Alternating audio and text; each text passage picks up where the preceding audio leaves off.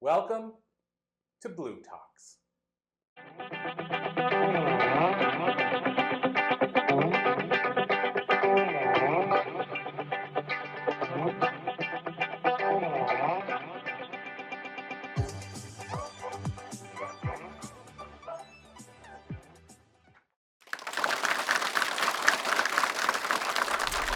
I am really excited to be here at MIT today talking about how to strengthen the imagination.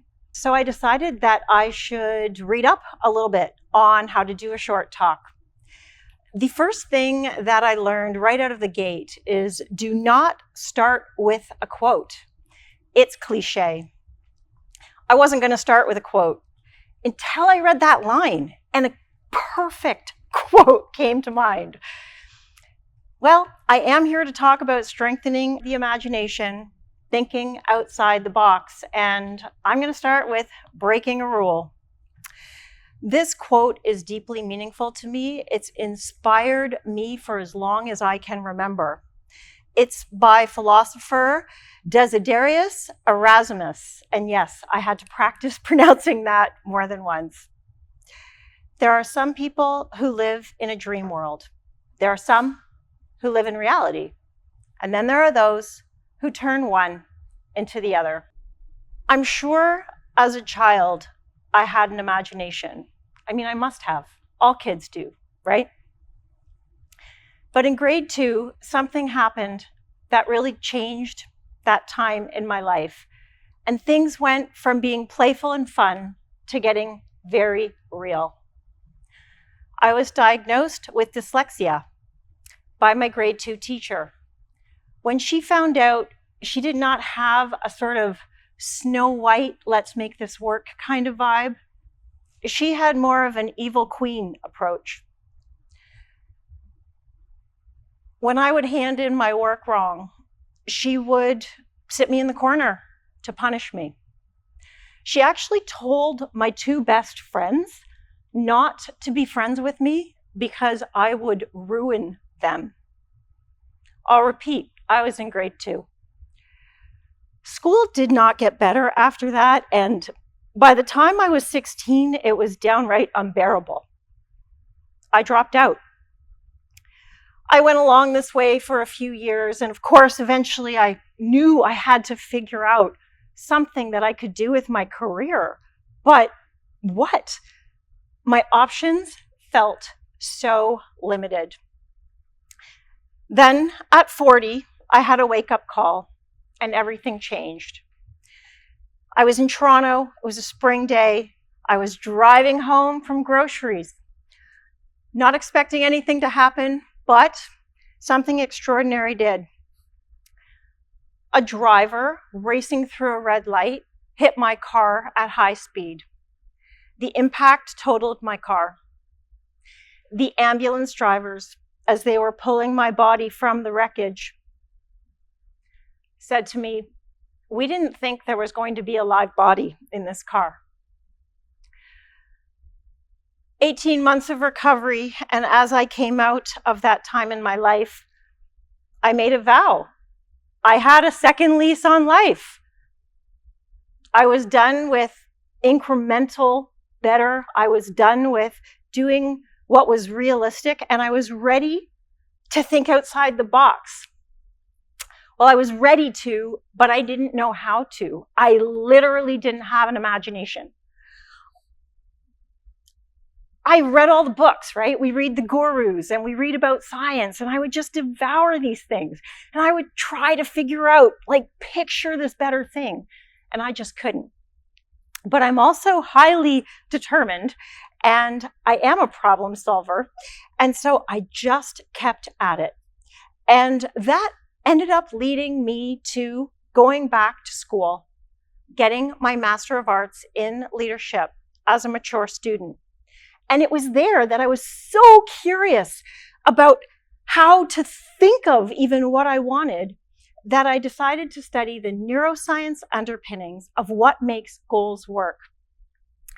That was the best decision of my life because I learned more than that. I learned that there's a way we can set goals, and if we do it properly, we will automatically take action. That means, that's right, no more need for willpower.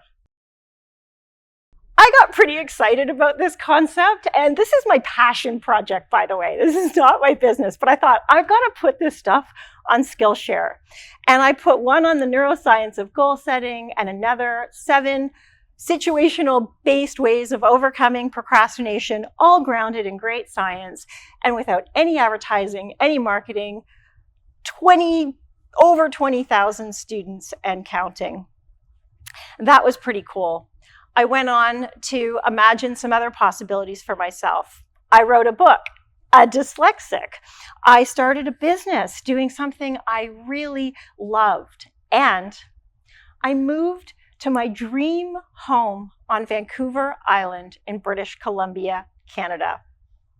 It was all pretty cool, and I taught students and clients in person as well.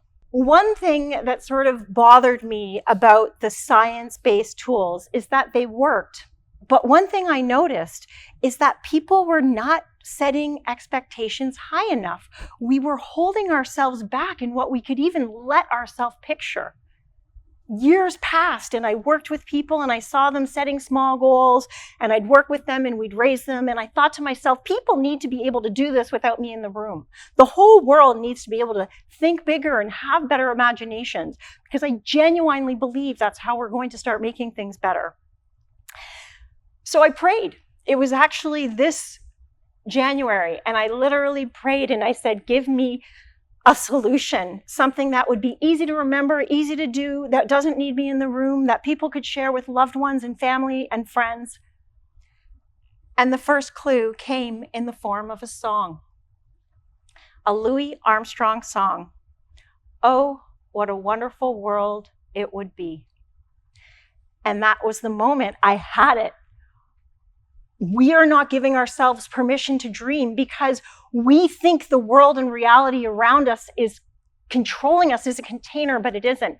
And that was just enough to say, oh, what a wonderful world it would be. And all I did was add the word if. Oh, what a wonderful world it would be if.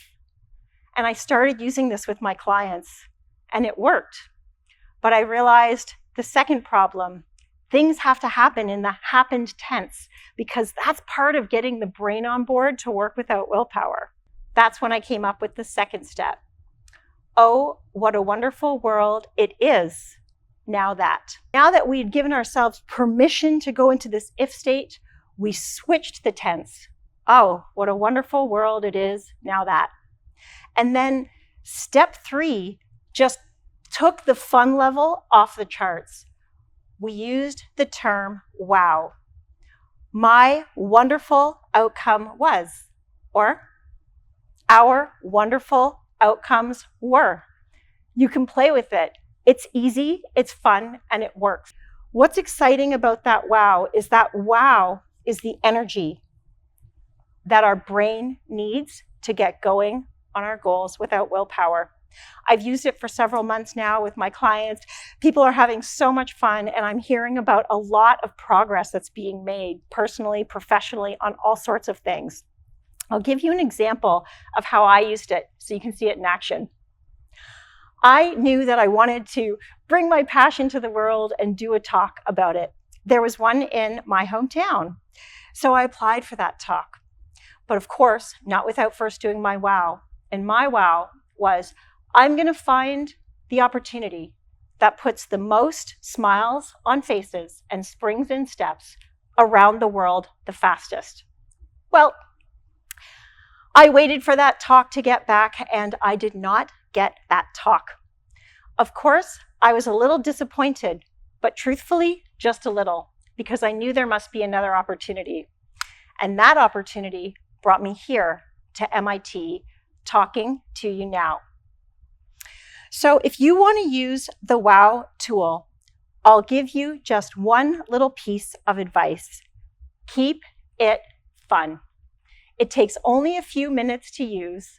Follow the 3 steps, and you can discover for yourself when you get that wow. You'll notice when you have yours, and just play around with the wording of what you want, because you'll get a little positive zzz, like jolt. And that little positive jolt is the sign that it went into your brain and is going to help you take action. Play around with it. It's very versatile. You can do a 5-year vision with it.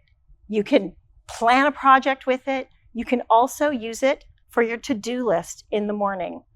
It's truly fun. It's truly extraordinary. And when you do use it, it's going to change things. I'll finish where we started. There are some people who live in a dream world. There are those who live in reality. And there are some who turn one into the other. What will your next wow be? Thank you.